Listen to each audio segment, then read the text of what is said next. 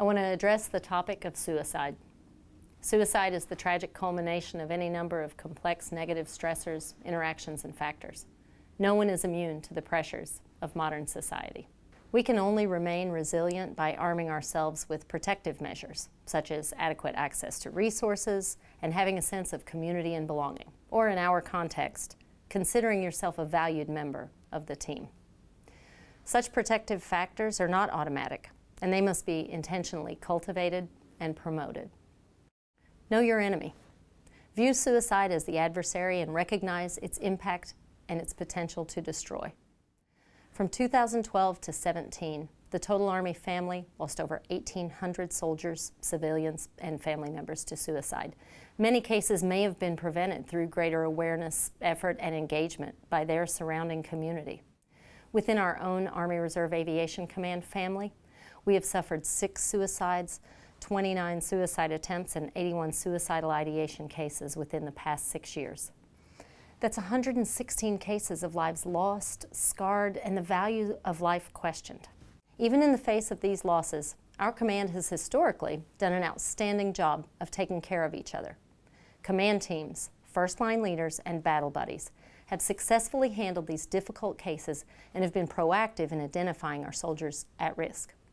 This is evidenced by the fact that in all ARAC cases, over half the time, our leaders and fellow soldiers have been the ones to step forward and identify the soldier in need, or in several cases, the soldier felt safe enough to reach out to their aviation family before going to any other resource.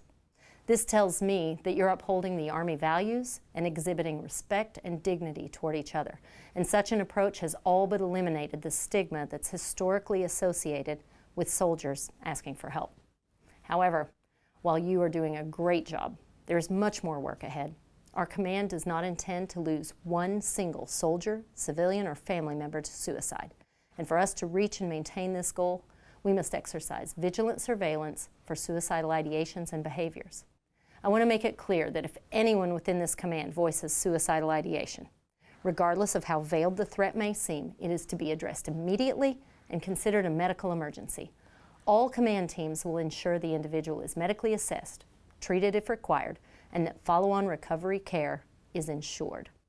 As safeguards, I expect early integration and sponsorship of all incoming personnel, quick reintegration of previously at-risk soldiers returning to duty, and a continued environment where seeking help is viewed as a strength and not as a weakness. No command team will tolerate actions that instill fear of judgment or retribution against soldiers that are actively seeking behavioral health assistance.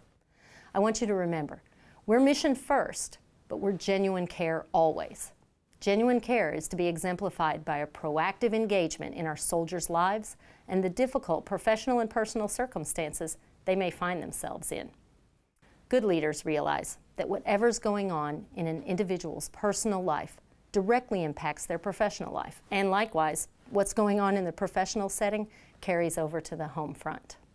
Suicide is a preventable loss that devastates families. It impacts mission readiness, and it threatens our national security. I'm fully committed to ensuring suicide is not considered an option within our ranks.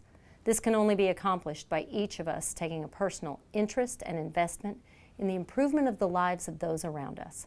I am fully committed to this mission, but I can't do it alone. I need each of you to be equally invested. It's a battle that we can win. It's a battle we must win. And by doing so, all within our command, our Army, our families, our communities, and our nation shall rise above.